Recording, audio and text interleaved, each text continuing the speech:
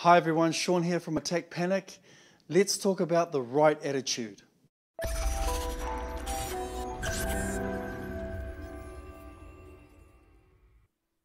Do the thing you are afraid to do, and the death of the fear is certain. When you stop running from fear, fear stops running you. So we conquer panic attacks, along with the underlying anxiety condition, by adopting an attitude of acceptance, non-resistance. This requires massive amounts of faith, trust, and courage at the start, as I will be asking you to do exactly the opposite of what you are currently doing. I will be asking you to do the very thing that you are scared of. You will be calling your fears bluff, walking right into the heart of your fear, letting it touch you, letting it do its worst. You will drop all your defenses. You will be throwing away all your coping strategies and safety crutches. You will accept and embrace whatever happens to you. You will fear nothing and you will resist nothing. This applies to anxious urges to clean or carry out rituals in the case of OCD sufferers, PTSD sufferers who experience flashbacks or react inappropriately to sudden movements, loud noises, sufferers of social phobia or agoraphobia, and so on. Your job is not to try and stop or control the sensations, to try and turn them off. That will just cause frustration and doubt. Your job is your attitude, to stop fearing, stop resisting, stop fighting, and begin accepting what is in this very moment. This is the only technique that you need to conquer panic and high anxiety. This non-resistant attitude will deny panic of the very fuel that it needs to survive, fear. Anxiety will not cause you to lose control or panic. It's your interpretation of fear towards the sensations which causes you to panic. When you do not fear the sensations, you cannot experience fear. Remember, the sensations you are currently associating with fear are the same sensations experienced when in an excited state. The difference is your interpretation. If you can cultivate belief, faith and trust in not only me as your teacher and mentor, but also in yourself again, your road to recovery will be very quick and easy. This is why it is so important that you fully understand and accept that what I teach you in my building blocks is the answer, the only answer. This is why I repeat myself so much, to drum the truth into you so it becomes second nature. Teachers and trainers like me who understand exactly where you are and what you are going through have done all the hard work for you. We teach the same healing principles, just from different approaches. All you have to do is trust in us and yourself and do the work and practice and persevere for as long as it takes to build your new non-anxious habit. Be aware that if you choose to practice with a half-hearted approach, such as I'll see how it goes or I'll go until the sensations get too uncomfortable, then don't expect magic to take place. Don't expect too much to change in a hurry.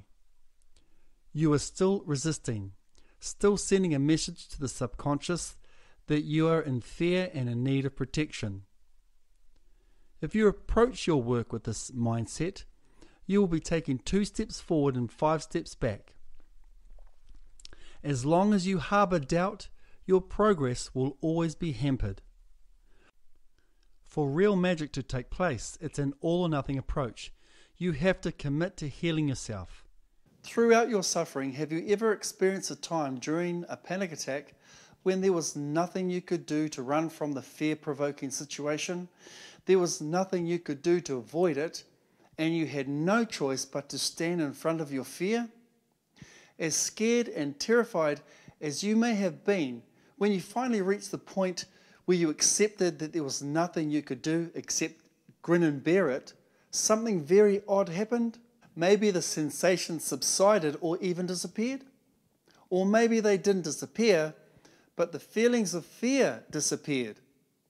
In a very short space of time, the panic or anxious sensations retreated and went away, and you were left feeling very calm and in control.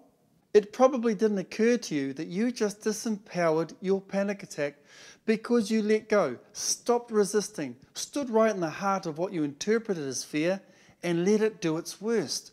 Okay, you may not have had a choice at the time, but the point is you chose an attitude of non-resistance towards the sensations and situation, and your fear, along with the sensations, disappeared.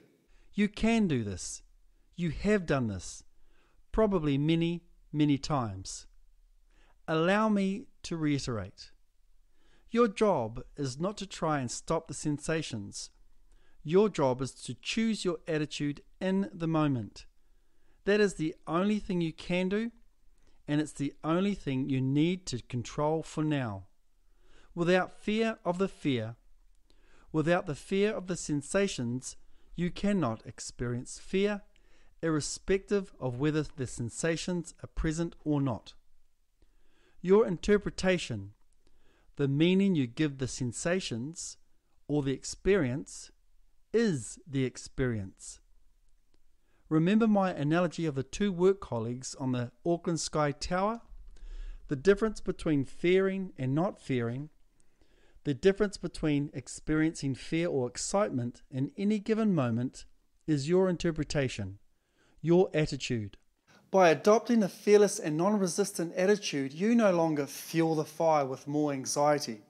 You effectively get out of the way and allow the subconscious to do its job of maintaining that healthy, life-sustaining balance.